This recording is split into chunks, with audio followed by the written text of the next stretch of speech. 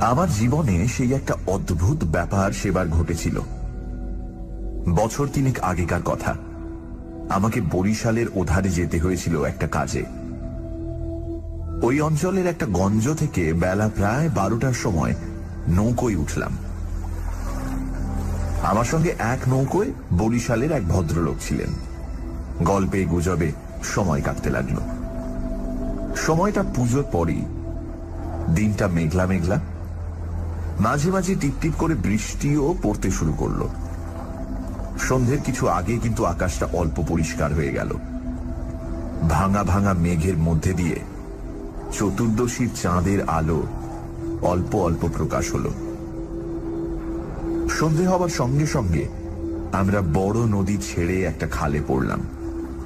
শোনা গেল খালটা এখান থেকে আরম্ভ হয়ে নোয়াখালীর উত্তর দিয়ে একেবারে মেঘনায় মিশেছে। পূর্ববঙ্গে সেই আমার নতুন যাওয়া। চোখে কেমন সব একটু নতুন ঠেকতে লাগলো। অপরিসর খালের দুধারে বৃষ্টি স্নাত কেয়ার জঙ্গলে মেঘে আধা ঢাকা চতুর্দশীর জ্যোৎস্না ছিকছিক করছিল। মাঝে মাঝে নদীর ধারে বড় বড় মাঠ, সটি, বেত, ফার্ন গাছের বন জায়গায় জায়গায় খালের জলে ঝুঁকে পড়েছে। বাইরে একটু ঠান্ডা থাকলেও আমি ছইয়ের বাইরে বসে দেখতে দেখতে যাচ্ছিলাম। বরিশালের সে অংশটা সুন্দরবনের কাছাকাছি। ছোট ছোট খাল ও নদী চারিধারে। সমুদ্র খুব দূরে নয়, 10-15 মাইল দক্ষিণ পশ্চিমেই হাতিয়া ও সন্দ্বীপ। আরো একটু রাত হলো। খালের দুপারের নির্জন জঙ্গল অস্ফুট জ্যোৎস্নায় কেমন যেন অদ্ভুত দেখাতে লাগলো। এই অংশের লোকের বসতি একেবারেই নেই, শুধু ঘন বন আর জঙ্গলের ধারে বড় বড় হোগলা গাছ। আমার সঙ্গী বললেন, এত রাত্রে আর বাইরে থাকবেন না, আসুন ছইয়ের মধ্যে, এসব জঙ্গলে, বুঝলেন না। তারপর তিনি সুন্দরবনের নানা গল্প করতে লাগলেন। তার এক কাকা নাকি ফরেস্ট ডিপার্টমেন্টে কাজ করতেন। তাঁরই লঞ্চে করে তিনি একবার সুন্দরবনের নানা অংশে বেরিয়েছিলেন। সেই সব গল্প। রাত প্রায় 12টার কাছাকাছি হল। মাঝি আমাদের নৌকোয় ছিল মোটে একটি। সে বলে উঠল, বাবু, একটু এই যে বড় নদী পড়বে, এত রাতে একা সেই নদীতে পাড়ি জমাতে পারবো না, এইখানে নৌকো রাখি। নৌকো সেখানেই বাঁধা হলো। এদিকে বড় বড় গাছের আড়ালে চাঁদ অস্ত গেল। দেখলাম অপ্রশস্ত খালের দুধারেই অন্ধকারে ঢাকা ঘন জঙ্গল। চারিদিকে কোনো শব্দ নেই। পতঙ্গগুলো পর্যন্ত চুপ করেছে। সঙ্গীকে বললাম, মশাই, এই তো সরু খাল, আরে পাড় থেকে বাঘ লাফিয়ে পড়বে না তো নৌকোর উপর? সঙ্গী বললেন, না পড়লেই আশ্চর্য হব। শুনে অত্যন্ত আনন্দে ছইয়ের মধ্যে ঘেঁষে বসলাম। খানিকটা বসে থাকবার পর সঙ্গী বলল, আসুন একটু শোয়া যাক, ঘুম তো হবে না, আর ঘুমানো ঠিকও না, আসুন একটু চোখটা অন্তত বুঝে থাকি। খানিকটা চুপ করে থাকবার পর সঙ্গীকে ডাকতে গিয়ে দেখি তিনি ঘুমিয়ে পড়েছেন। মাঝিও জেগে আছে বলে মনে হলো না। ভাবলাম, তবে আমি বা কেন মিথ্যে মিথ্যে চোখ চেয়ে চেয়ে থাকি।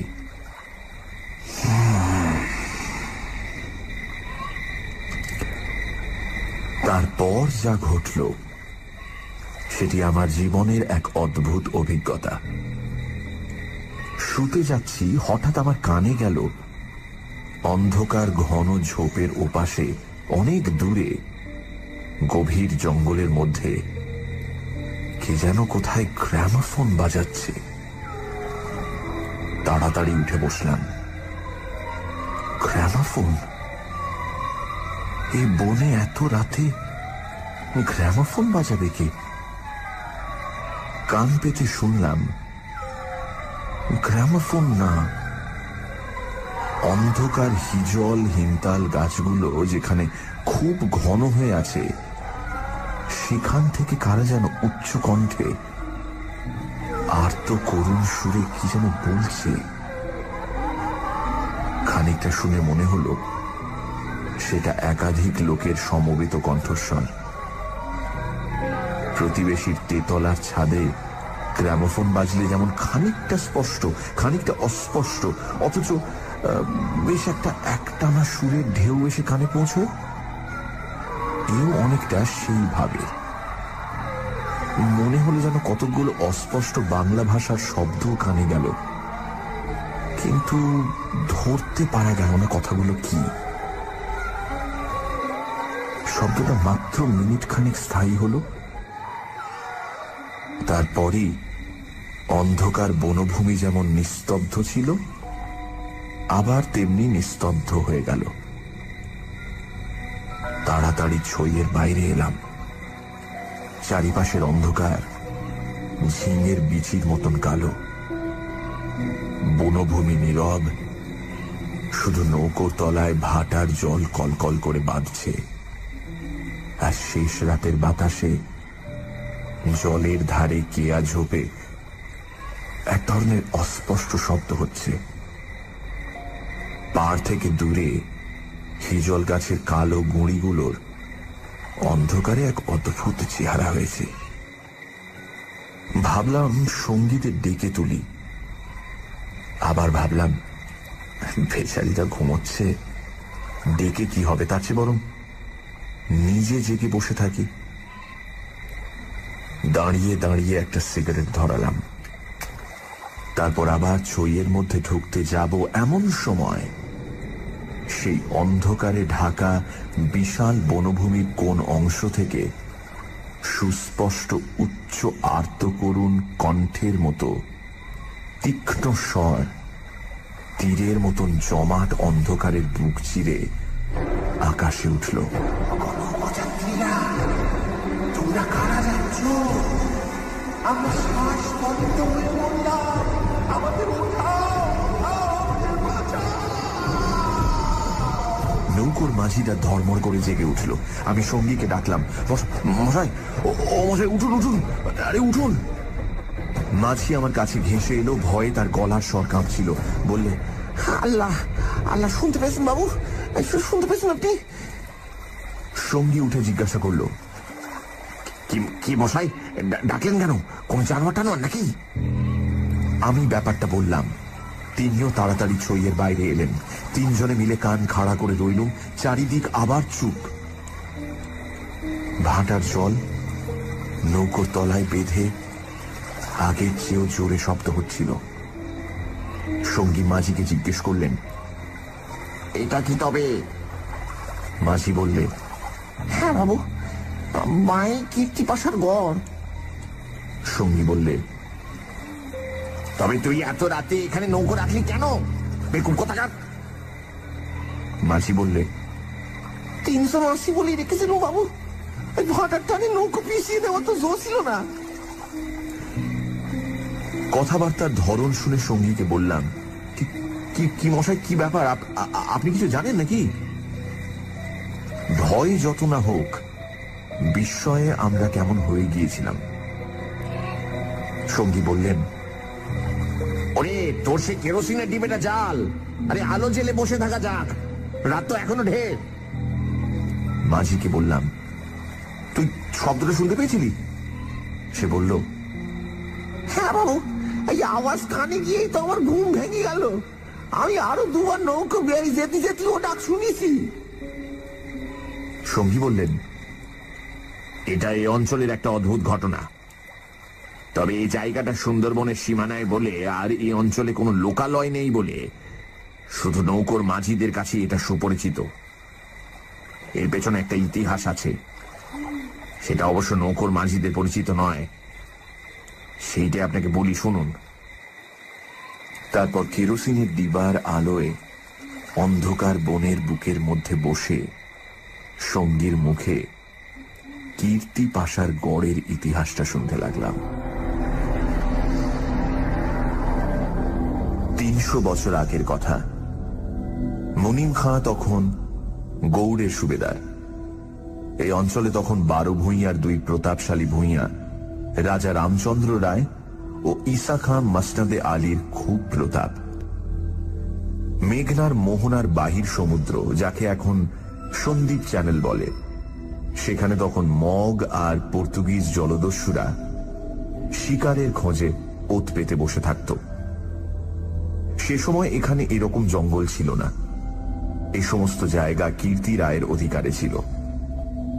এইখানে তার সুদৃঢ় দুর্গ ছিল। মগ জলদস্যুদের সঙ্গে তিনি অনেকবার লড়েছিলেন। তার অধীনে সৈন্য সামন্ত, কামান, যুদ্ধের কোষা সবই ছিল।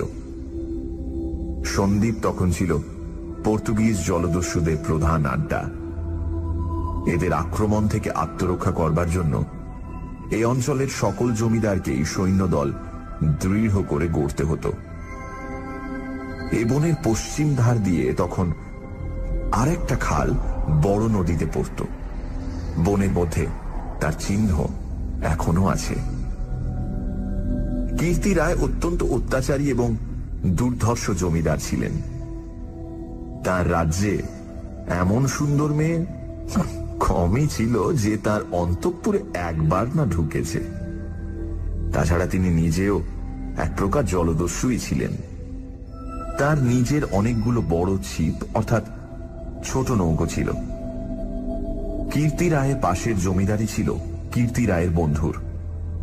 এরা ছিলেন চন্দ্রদ্বীপের রাজা রামচন্দ্র রায়ের পত্তনিদার। অবশ্য সে সময় অনেক পত্তনিদারের ক্ষমতা এখনকার স্বাধীন রাজাদের চেয়ে বেশি ছিল। কীর্তি রায়ের বন্ধু মারা গেলে তার তরুণ বয়স্ক পুত্র নরনারায়ণ রায় পিতার জমিদারির ভার পান। নরনারায়ণ তখন সবে যৌবনে পদার্পণ করেছেন। অত্যন্ত সুপুরুষ, বীর এবং শক্তিমান। নরনারায়ণ কীর্তি রায়ের পুত্র চঞ্চল রায়ের সমবয়সী ও বন্ধু। সেবার কীর্তি রায়ের নিমন্ত্রণে নরনারায়ণ রায় তাঁর রাজ্যে দিন কতকের জন্য বেড়াতে এলেন। চঞ্চল রায়ের তরুণী পত্নী লক্ষ্মী দেবী স্বামীর বন্ধু নরনারায়ণকে দেওরের মতন স্নেহের চোখে দেখতে লাগলেন। 2-1 দিনের মধ্যেই কিন্তু সে স্নেহের চোটে নরনারায়ণকে বিব্রত হয়ে উঠতে হল। নরনারায়ণ রায় তরুণ বয়স্ক হলেও একটু গম্ভীর প্রকৃতির। বিদ্যুৎ চঞ্চলা তরুণী বন্ধু পত্নীর ব্যঙ্গ পরিহাসে গম্ভীর প্রকৃতি নরনারায়ণের মান বাঁচিয়ে চলা দুষ্কর হয়ে পড়ল। স্নান করে উঠেছেন, মাথার পাগড়ি খুঁজে পাওয়া যায় না। নানা জায়গায় খুঁজে হয়রান হয়ে তার আশা ছেড়ে দিয়ে বসে আছেন। হঠাৎ কখন নিজের বালিশ তুলতে গিয়ে দেখেন তার নিচেই পাগড়ি চাপা আছে, যদিও এর আগেও তিনি বালিশের নিচেই খুঁজেছেন। তার প্রিয় তলোয়ারটা দুপুর থেকে বিকেলের মধ্যে 5 বার হারিয়ে গেল, আবার 5 বারই সম্পূর্ণ অপ্রত্যাশিত জায়গা থেকে খুঁজে পাওয়া গেল। পানে এমন সব জিনিসের সমাবেশ হতে লাগলো যা কোনো কালেই পানের উপকরণ নয়। বন্ধু পত্নীর সঙ্গে কিছুতেই এঁটে উঠতে না পেরে অত্যাচার জর্জরিত নরনারায়ণ রায় ঠিক করলেন তার বন্ধুর স্ত্রীটি একটু ছিটগ্রস্ত। বন্ধুর দুর্দশায় চঞ্চল রায় মনে মনে খুশি হলেও বাইরে স্ত্রীকে বললেন, 2 দিনের জন্য এসেছে বেচারি, ওকে তুমি যে রকম বিব্রত করে তুলেছ ও আর কখনো এখানে আসবে না। দিন কয়েক এরকম কাটবার পর কীর্তি রায়ের আদেশে চঞ্চল রায়কে কি একটা কাজে হঠাৎ গৌড়ে যাত্রা করতে হলো। নরনারায়ণ রায়ও বন্ধুর স্ত্রী কখন যে কি করে বসে সেই ভয়ে কয়েকদিন কাটানোর পর নিজের বজরায় উঠে হাঁপ ছেড়ে বাঁচলেন। যাবার সময় লক্ষ্মী দেবী বলে দিলেন, এবার আবার যখন আসবে ভাই, এমন একটা বিশ্বাসী লোক সঙ্গে এনো যে রাত দিন তোমার জিনিসপত্র ঘরে বসে পাহারা দেবে, বুঝলে? নরনারায়ণ রায়ের বজরা রায়মঙ্গলের মোহনা ছাড়িয়ে যাবার একটু পরেই জলদস্যুদের দ্বারা আক্রান্ত হল। তখন দুপুরবেলা সমুদ্রের সেই অংশে এমন কোন নৌকো ছিল না যারা সাহায্য করতে আসতে পারে। সেটা রায়মঙ্গল আর কালাবদর নদীর মুখ। সামনেই সমুদ্র। সন্দ্বীপ চ্যানেল জলদস্যুদের প্রধান ঘাঁটি। নরনারায়ণের বজরার রক্ষীরা কেউ হত হল, কেউ সাংঘাতিক জখম। নিজে নরনারায়ণ দস্যুদের আক্রমণ প্রতিহত করতে গিয়ে হাঁটুতে কিসের খোঁচা খেয়ে অজ্ঞান হয়ে পড়লেন। জ্ঞান হবার পর দেখতে পেলেন তিনি এক অন্ধকার জায়গায় শুয়ে আছেন। তার সামনে কি যেন একটা বড় নক্ষত্রের মতন জ্বলছে। খানিকক্ষণ জোরে চোখের পলক ফেলবার পর তিনি বুঝলেন যাকে তারা বলে মনে হয়েছিল তা আসলে একটি ছোট জানালা থেকে ঢুকে আসা বাইরের আলো। নরনারায়ণ দেখলেন তিনি একটি অন্ধকার ঘরের ভেজা মেঝের উপর শুয়ে আছেন। ঘরের দেয়ালের জায়গায় জায়গায় সবুজ শ্যাওলার দল গজিয়েছে। সানডে সাসপেন্স, শুধুমাত্র radio Mirchi 98.3 FM A. It's hot. শুনছেন বিভূতিভূষণ বন্দ্যোপাধ্যায়ের লেখা অভিশপ্ত। গল্পের কথক সুন্দরবনের এক অঞ্চলে কাজে এসেছেন নৌকায় করে। রাতের দিকে জঙ্গলের মধ্যে নদীর পাড় থেকে শুনলেন অদ্ভুত কিছু শব্দ। কারা যেন চিৎকার করে কিছু বলছে। মাঝি বলল এই জায়গাটার নাম কীর্তি পাশার গড়। এখানে রাতে কেউ আসে না। জায়গাটা নিয়ে একটা গল্প আছে। 300 বছর আগে এখানে কীর্তি রায় নামে এক অত্যাচারী দুর্ধর্ষ জমিদার ছিলেন। তিনি তার প্রতিবেশী জমিদারের পুত্র নরনারায়ণ রায়কে আমন্ত্রণ জানান। নরনারায়ণ রায় কিছুদিনের জন্য কীর্তি রায়ের পুত্র চঞ্চল রায়ের সঙ্গে সময় কাটাতে আসেন। চঞ্চল রায়ের স্ত্রী লক্ষ্মী দেবী নরনারায়ণকে দেওরের মতন স্নেহ করতেন, কিন্তু নানান রকম ঠাট্টা পরিহাসে তাকে অতিষ্ঠ করে তোলেন। নিমন্ত্রণ রক্ষা করে ফেরবার পথে নরনারায়ণ জলদস্যু দ্বারা আক্রান্ত হয়। যখন তার জ্ঞান হয় তখন তিনি দেখেন যে তিনি একটি অন্ধকার ঘরে বন্দী। তারপর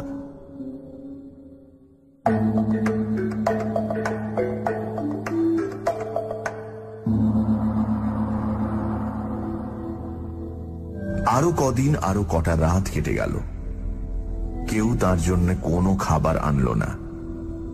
তিনি বুঝলেন যারা তাকে এখানে এনেছে তাকে না খেতে দিয়ে মেরে ফেলাই তাদের উদ্দেশ্য। মৃত্যু, সামনে নির্মম মৃত্যু। সেদিনটাও কেটে গেল। আঘাতজনিত ব্যথায় এবং ক্ষুধা তৃষ্ণায় অবসন্ন নরনারায়ণের চোখের সামনে থেকে জানালার শেষ আলোটাও মিলিয়ে গেল।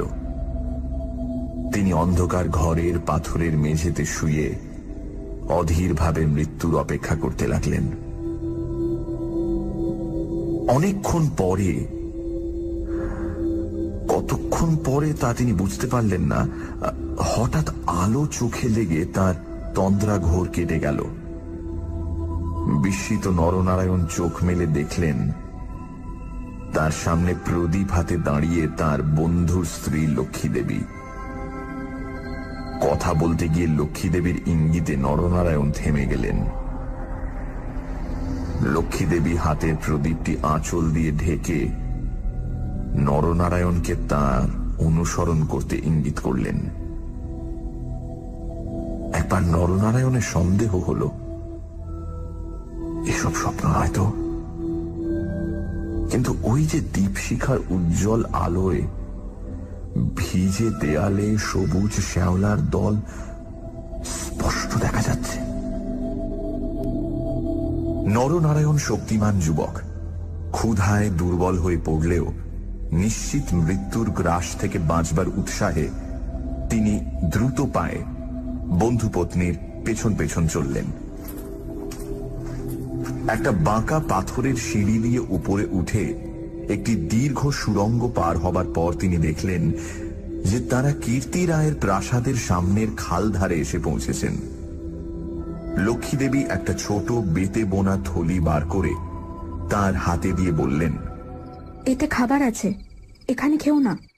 তুমি সাঁতার জানো, খাল পার হয়ে ওপারে গিয়ে কিছু খেয়ে নাও, তারপর যত শিগগির পারো পালিয়ে যাও। ব্যাপারটা কি নরনারায়ণ রায় একটু একটু করে বুঝলেন। তার বিস্তৃত জমিদারি কীর্তি রায়ের জমিদারির পাশেই, এবং তার অবর্তমানে কীর্তি রায় ভবিষ্যৎ জমিদার। অত বড় বিস্তৃত ভূসম্পত্তি সৈন্য সামন্ত কীর্তি রায়ের হাতে এলে তিনি কি আর কিছু গ্রাহ্য করবেন? প্রদীপের আলোয় নরনারায়ণ দেখলেন তার বন্ধুপত্নীর মুখে সে চটুল হাসি রেখার চিহ্ন নেই। তার মুখখানি সহানুভূতিতে ভরা মাতৃমুখের মতন স্নেহ কোমল হয়ে এসেছে। তাদের চারপাশে গাঢ় অন্ধকার, মাথার উপর আকাশের বুক চিরে দিগন্ত বিস্তৃত উজ্জ্বল ছায়াপথ, কাছেই খালের জল জোর ভাটার টানে তীরের হোগলা গাছ দুলিয়ে কলকল শব্দে বড় নদীর দিকে ছুটেছে। নরনারায়ণ আবেগপূর্ণ সুরে জিজ্ঞাসা করলেন, বউ ঠাকুরুন, চঞ্চল কি এর মধ্যে আছে? লক্ষ্মীদেবী বললেন, না ভাই, তিনি কিছু জানেন না। এই সব শ্বশুর ঠাকুরের কীর্তি। এই জন্যই তাকে অন্য জায়গায় পাঠিয়েছেন। এখন আমার মনে হচ্ছে গৌটো সব মিথ্যে। নরনারায়ণ দেখলেন লজ্জায় দুঃখে তার বন্ধুপত্নীর মুখ বিবর্ণ হয়ে উঠেছে। লক্ষ্মীদেবী আবার বললেন, আমি আজ জানতে পারি খিড়কিগড়ের পাইক সর্দার আমার মা বলে, তাকে দিয়ে দুপুররাতে পাহারা সব সরিয়ে রেখে দিয়েছিলাম, তাই। নরনারায়ণ বললেন, বউ ঠাকুরুন, আমার এক বোন ছেলেবেলায় মারা গিয়েছিল। তুমি আমার সেই বোন, আজ আবার ফিরে এলে। লক্ষ্মীদেবীর পদ্মের মতো মুখখানি চোখের জলে ভেসে গেল। একটু ইতস্তত করে বললেন, ভাই, বলতে সাহস পাই না, তবু একটা কথা বলছি, বোন বলে যদি রাখো।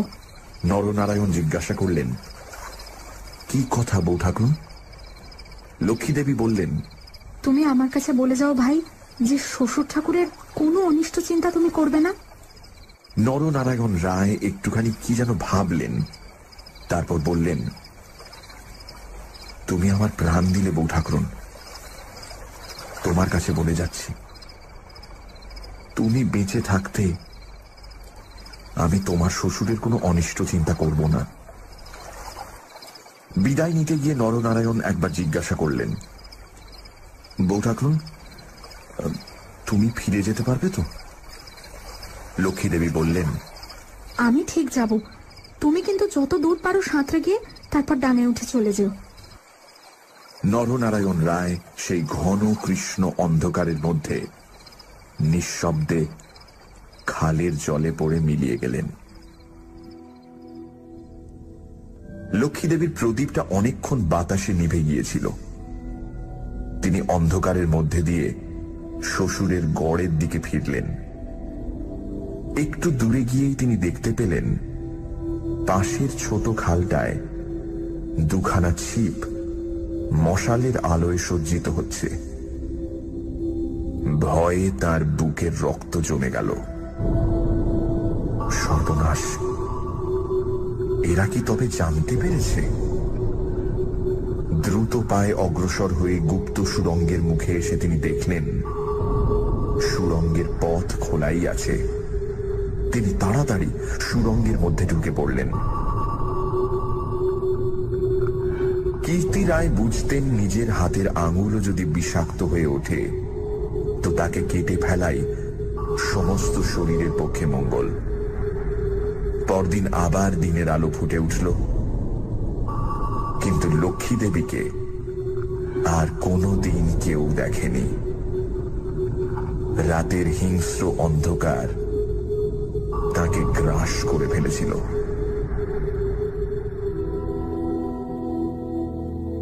নরনারায়ণ রায় নিজের রাজধানীতে বসে সব শুনলেন। গুপ্ত সুড়ঙ্গের দুধারের মুখ বন্ধ করে কীর্তি রায় তাঁর পুত্রবধূর শ্বাসরোধ করে তাকে হত্যা করেছেন। শুনে তিনি চুপ করে রইলেন। এর কিছুদিন পরে তার কানে গেল বাসুন্তার লক্ষণ রায়ের মেয়ের সঙ্গে খুব তাড়াতাড়ি চঞ্চলের বিয়ে। সেদিন রাতে চাঁদ ওঠার পর নিজের প্রাসাদের ছাদে বেড়াতে বেড়াতে চারিদিকের শুভ্র সুন্দর আলোর সাগরের দিকে দৃষ্টিপাত করে দৃঢ় চিত্ত নরনারায়ণ রায়েরও চোখের পাতা যেন ভিজে উঠল। তার মনে হল তার অভাগিনী বউ ঠাকুরানীর চোখের দুষ্টু হাসিটি তারায় তারায় নবমল্লিকার মতো ফুটে উঠেছে। নরনারায়ণ রায়ের পূর্বপুরুষেরা ছিলেন দুর্ধর্ষ দস্যু। হঠাৎ পূর্বপুরুষের সেই বর্বর রক্ত নরনারায়ণের ধমনীতে নেচে উঠল। তিনি মনে মনে বললেন, আমার অপমান আমি একরকম ভুলেছিলাম বউ ঠাকুরুন, কিন্তু তোমার অপমান আমি সহ্য করব না কখনোই।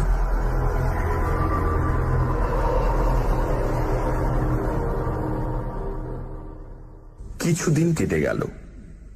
তারপর একদিন এক শীতের ভোর রাতের কুয়াশা কেটে যাওয়ার সঙ্গে সঙ্গে দেখা গেল কীর্তি রায়ের গড়ের খালের মুখ ছিপে সুলুপে জাহাজে ভরে গিয়েছে। তোপের আওয়াজে কীর্তি রায়ের প্রাসাদ দুর্গের ভিত ঘন ঘন কেঁপে উঠতে লাগল।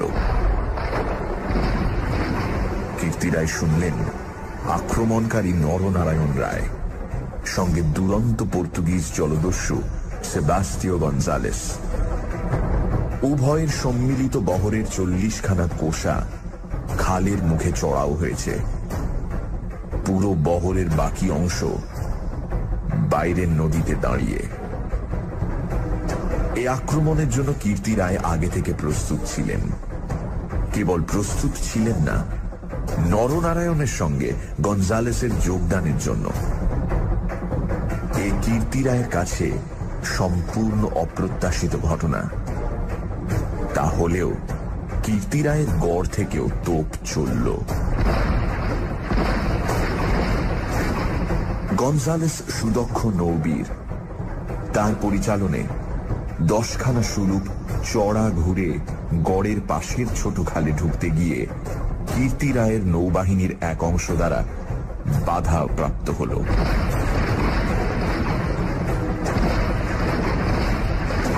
গড়ের কামান সেদিকে এত প্রখর যে খালের মুখে দাঁড়িয়ে থাকলে বহর মারা পড়ে। গঞ্জালেস 2খানা কামানবাহী সুলুপ ছোট খালের মুখে রেখে বাকিগুলো সেখান থেকে ঘুরিয়ে এনে চড়ার পিছনে দাঁড় করালো। গঞ্জালেসের অধীনস্থ অন্যতম জলদস্যু মাইকেল রোজারিও ডি ভেগা এই ছোট বহর খালের মধ্যে ঢুকিয়ে গড়ের পশ্চিম দিক আক্রমণ করবার জন্য তৈরি হল। অতর্কিত আক্রমণে কীর্তি রায়ের নৌবাহিনী শত্রু বহর দ্বারা ছিপিয়াঁটা বোতলের মতন খালের মধ্যেই আটকে গেল। বাইরের বড় নদীতে গিয়ে যুদ্ধ দেবার মতন ক্ষমতা তাদের আদৌ রইল না। তবুও তাদের বিক্রমে রোজারিও অনেকক্ষণ পর্যন্ত কিছু করে উঠতে পারলেন না। কীর্তি রায়ের নৌবহর দুর্বল ছিল না।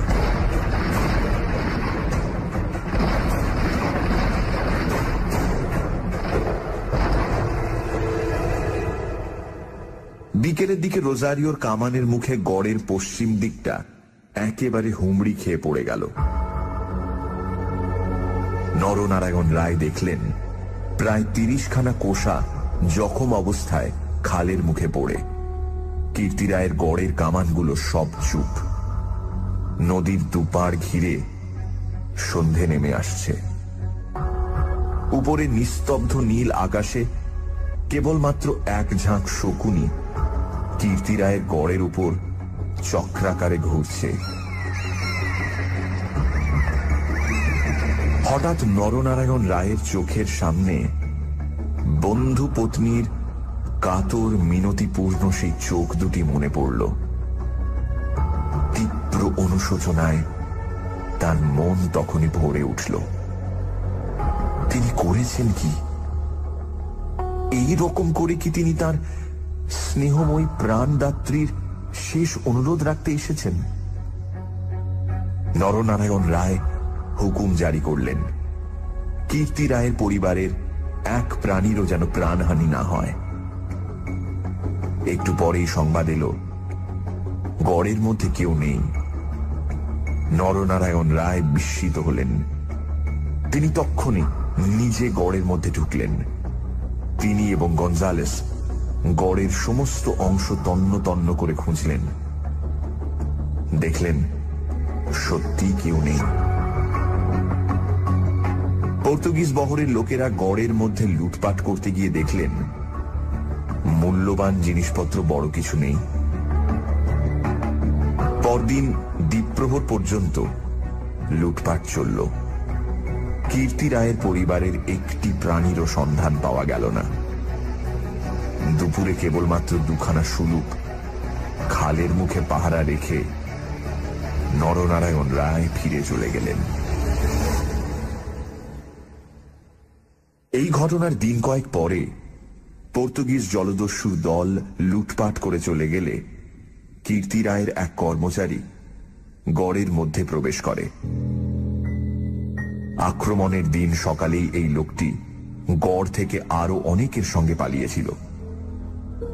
ঘুরতে ঘুরতে একটা বড় থামের আড়ালে সে দেখতে পেল একজন আহত মুমূর্ষু লোক তাকে ডেকে কি যেন একটা বলবার চেষ্টা করছে। কাছে গিয়ে সে লোকটাকে চিনতে পারল। লোকটি কীর্তি রায়ের পরিবারের এক বিশ্বস্ত পুরনো কর্মচারী।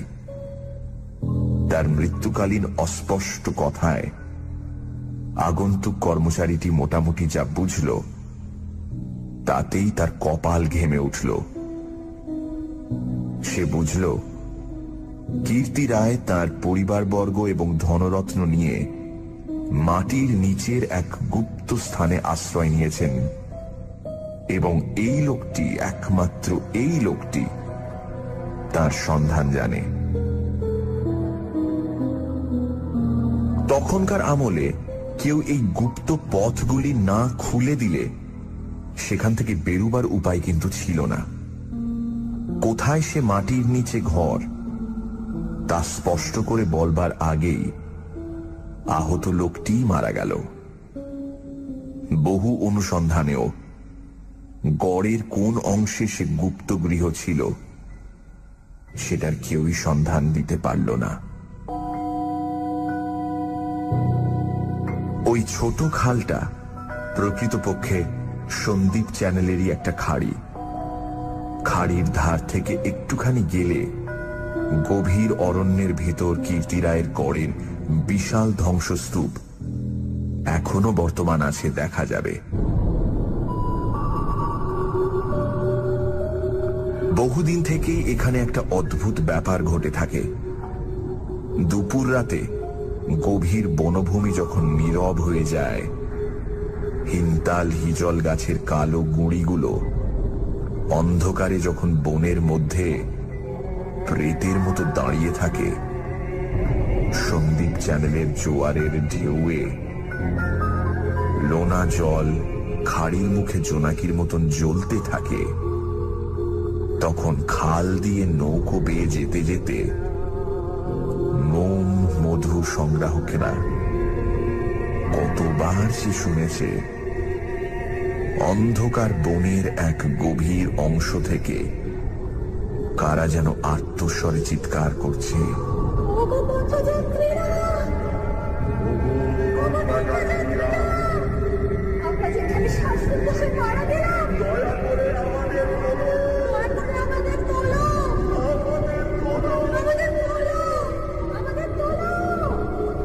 ভয়ে বেশি রাতে এ পথে কেউ নৌকা বাইতে চায় না।